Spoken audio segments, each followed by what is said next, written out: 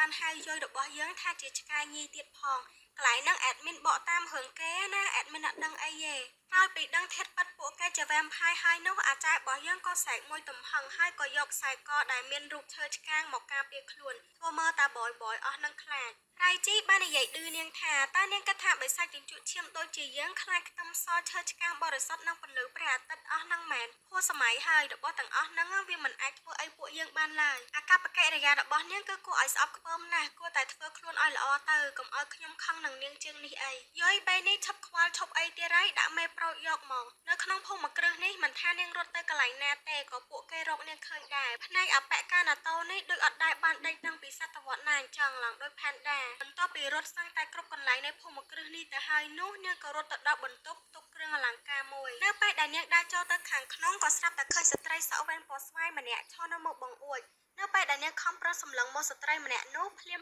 បេះដូងរបស់នាងស្រាប់តែឈឺចុកចាប់មិនដឹងមូលហេតុនោះទេរំពេចនោះយយនាងខំសម្លឹងរកស្ត្រីម្នាក់នោះម្ដងទៀតតែមិនបានឃើញស្ត្រីម្នាក់នោះទៀតនោះទេយយនាងបានកលែកឃើញកំណត់ហេតុប្រចាំថ្ងៃមួយដែលមានរូបរបស់នាងកាលនៅពីក្មេងនិងលោកឪពុកដែលនៅព្រះវិហារដែលក្នុងនោះមានសរសេរថាការពិតទៅយយនាងមិនមែនជាកូនរបស់ខ្ញុំនោះទេនាងផ្ដល់ឲ្យខ្ញុំនូវសុភមង្គលខ្ញុំគ្រាន់តែដឹងគុណចំពោះពរជ័យដ៏អស្ចារ្យនេះជារៀងរាល់ថ្ងៃដែលខ្ញុំរស់នៅយយនាងនិយាយតែម្នាក់ឯងថាតើនេះមានន័យថាម៉េចហ្នឹងខ្ញុំមិនមែនជាកូនស្រីបង្កើតរបស់ប៉ាខ្ញុំទេអញ្ចឹងឬពូតែងើយឆ្ងល់ឬកំណត់ហេតុនេះមិនទាន់បាត់ផងបងរបស់យើងហ្នឹងមិនដឹងជាគេចូលមកតាំងពីកាលណាពួកគេសូមមកកាន់យយថាហើយមិនបាននាងមកនៅក្នុងបន្ទប់នេះហាឆ្កែញីបន្ទប់នេះពួកយើងបានចាក់សោបិទចិត្តមិនឲ្យនរណាម្នាក់ចូលបានឡើយនាងគឺជាសត្វចិញ្ចឹមរបស់ពួកយើងការប៉ັດដែលនាងគួរតែដឹងនោះគឺថានាងមិនអាចគេចផុតពីយើងបានទេត្រង់ចំណុចនេះបើនាងព្យាយាមរត់គេចទៀតនោះនាងនឹងស្លាប់តែមួយដូចធុងស្អប់ទួស្រីដល់ហើយចាំមើលតាតិចទៀតសង្ស័យស្រឡាញ់គេងើបមុខអត់រួចផងដឹងដោយពីងើបពីការសម្លាប់ដោយសារតែបងវ៉ាំផាយបន្លាចហើយនោះនាងនៅតែមានការតក់ស្លុតនឹកឃើញទស្សនភាពទាំងនោះធ្វើឲ្យនាងខ្លាចមែនទែន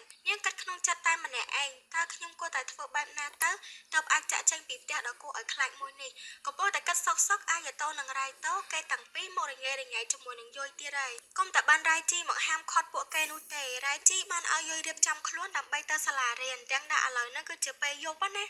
យនឹងឆ្ងល់ណាស់ហេតុអីក៏ត្រូវទៅរៀនទាំងម៉េចនៅយប់បែបនេះនាងក៏បានសួរទៅកាន់រ៉ៃជីគេក៏បានតបមកវិញថាយើងមិនអាចឲ្យនាងសកម្មនៅពេលថ្ងៃបាននោះទេព្រោះដោយសារតែនាងមានសុភវិនិច្ឆ័យនៃជីវិតរមែងស្លាប់ដរាបណានាងរស់នៅក្នុងផ្ទះសាកម្មគីនេះនាងត្រូវតែសម្រ